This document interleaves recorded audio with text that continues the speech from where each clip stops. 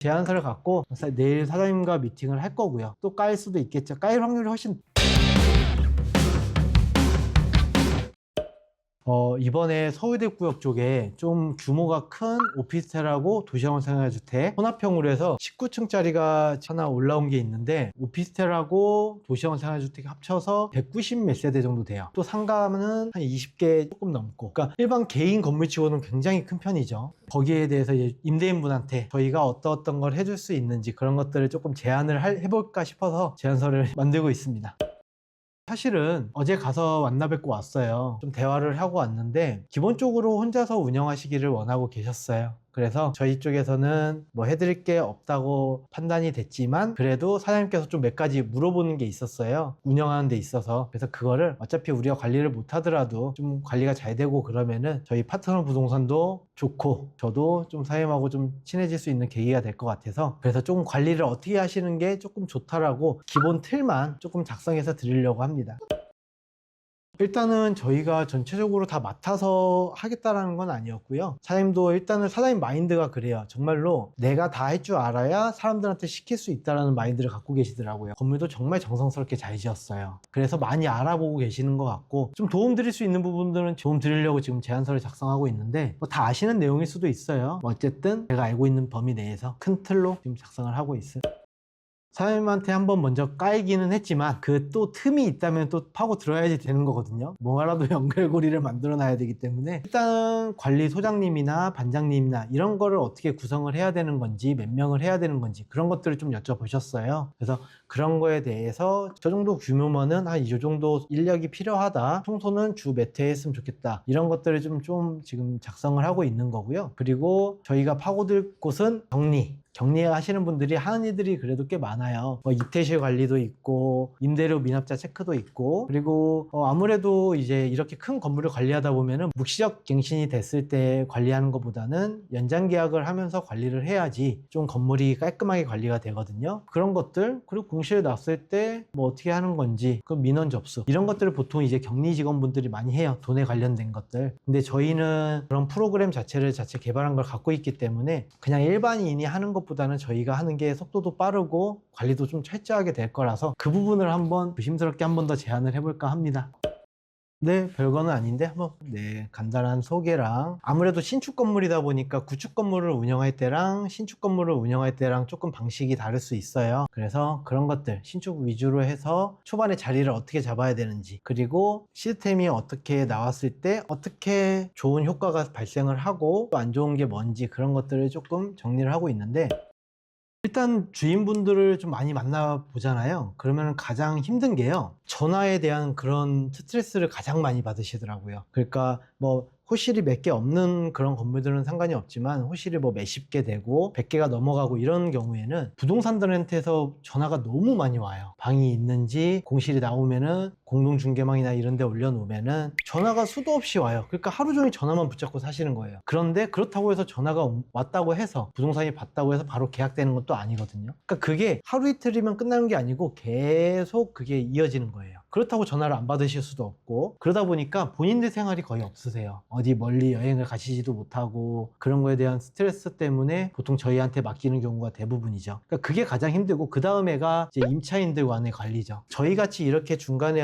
그 관리업체가 끼게 되면요, 임차인들도 대하는 게 달라져요. 임대인과 임차인의 두 명의 관계에서 저희가 끼므로써, 저희는 철저하게 이것만 전문적으로 하는 회사잖아요. 그러니까 임차인들도 저희 말에 좀 수긍도 많이 하고, 혹시나 이제 방을 이제 나가게 됐을 때, 방을 보여주거나 했을 때 임대인분이 임차인한테 방 좀 보여주세요 라고 사정하는 약간 그런 느낌보다는, 저희는 이건 이제 나갈 때 됐으니 보여줘야 됩니다 라고 얘기를 하게 되면은 임차인분들이 좀 그렇게 해서 이건 보여줘야 되는구나 라고 많이 생각을 하시죠. 아무래도 일반인보다는 회사 쪽을 좀 더 부담스러워하게 생각을 하니까요. 그래서 그런 것도 좀 도움이 될 수 있고요. 일단은 임대인분이 관리할 게 없어진다는 게 제일 크겠죠. 그 두 가지를 제일 힘들어 하세요. 그쵸. 아까 방금 말씀드렸다시피 임차인이 무슨 문제가 생겼을 때 임대인이 그 문제를 처리하려고 하면요, 개인과 개인 간의 싸움이 돼버려요. 근데 저희가 문제를 풀 때는 정확하게 법률에 의해서 어떤 책임을 확실하게 물어가지고, 임대인 쪽이 잘못한 게 있으면은 임대인 쪽에서 이거는 해달라고 얘기를 하고요. 그럼 임대인분도 수긍을 하시고요. 임차인도 이거는 이런 것 때문에 임차인의 과실입니다 라고 하면은 그것도 임차인도 그걸 하세요. 아무래도 약간 중간자 입장이다 보니까 저희는 임대인 쪽이긴 하지만 그런 문제에 대해서만큼은 정확하게 법률적으로 검토를 하고 그 다음에 책임 소재를 좀 나누기 때문에 분쟁이 일어나도 금방 처리가 가능합니다. 그런 게 이제 조금 빠르죠.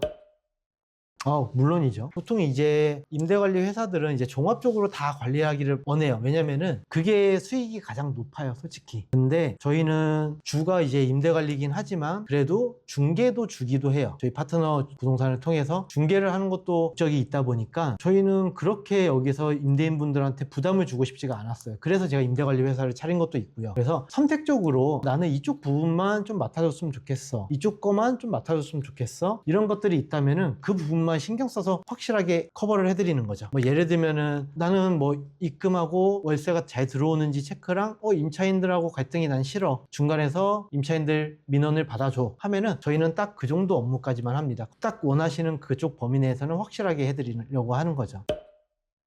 일단은 지금 솔직히 말씀드리면은 임대 관리를 저희한테 맡기면서 굉장히 전화로부터 자유로워졌어요, 임대인분들이. 그리고 시간이 많아졌다고 너무 좋아하세요. 그러니까 저는 지금 한창 일을 할 나이잖아요. 그러니까 제 시간은 돈으로 바꿀 수 있는 나이예요. 마찬가지로 연세가 있으신 분들은 그때 즐겨야 돼요. 돈이 있으신 분들이잖아요, 보통 건물을 갖고 계시고. 그런 분들이 근데 이 임대 관리 때문에 70대에도 80대에도 계속 임대 관리를 하다 보면은 본인들만의 시간이 솔직히 말해서 없어요. 그냥 저한테 아니면은 임대 관리 회사들한테 맡기고 조금 본인들만의 시간을 가졌으면 좋겠긴 해요. 그렇다고 크게 부담이 되지 않는 선에서 맡기시고. 근데 맡기고 나셔도요, 임대인분들이 좋아하시는 게 오히려 수익이 더 늘었다고 해요. 저희가 연장할 때마다 다 연장 계약서도 작성하고, 그러면서 월세도 임대료도 조금씩 상환할 수 있는 것들은 상환을 하고, 좀 적게 받고 있는 것들은 원래 시세 평균대로도 다시 받게 해드리고, 그런 것도 저희가 하는 업무다 보니까 오히려 저희한테 돈을 주고 맡기면서도 돈을 더 많이 벌어가시는 경우도 있어요.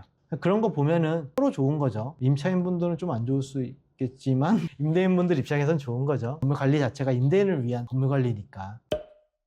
일단은 임대인분이 전혀 건물에 대해서 신경을 안 쓰셔도 되는 거죠. 그냥 월세가 잘 들어오고 있나 가끔가다 체크만 해주시면 돼요. 저희 사이트 들어오시면은 저희가 아이디랑 비번 다 부여해 드리거든요. 그래서 실시간으로 몇 호가 언제 돈을 입금했는지 그런 거를 다 보실 수 있게 프로그램을 만들어 놨어요, 자체적으로. 그래서 그런 것들 확인만 하시고 그냥 본인들만의 시간을 가지시면 될 것 같아요. 뭐 소방 쪽이나 전기 대행 쪽, 그리고 뭐 관리 소장님들이나 그 다음에 반장님들 다 저희가 사람들 고용해가지고 다 잘 굴러가게끔, 개인 임대인이 다 이렇게 하나하나씩 신경 쓸 바에는 저희 쪽에서 직원들을 고용해서 놓는 게 어떻게 보면 주인 입장에서는 훨씬 더 건물 관리가 잘 돼요. 건물 청소도 그렇고 분리수거도 그렇고. 아무래도 저희 회사를 끼고서 입사를 한 거기 때문에 소장님이나 반장님들도 조금 다르죠. 그렇게 전체적으로 관리를 다 해주시는데 비용이 비싸지 않을까요? 저희는 딱 받을 만큼만 받아요. 뭐 비쌀 수도 있고 쌀 수도 있는데 저희는 제가 일한 만큼만, 딱 일한 만큼 벌자고 해요. 제가 새벽 2시, 3시까지 요즘에 매일 일을 해요. 그럼 그거에 맞는 값어치의 금액을 받으면 되는 거고요. 제가 뭐 일을 거의 안 봐요. 그러면은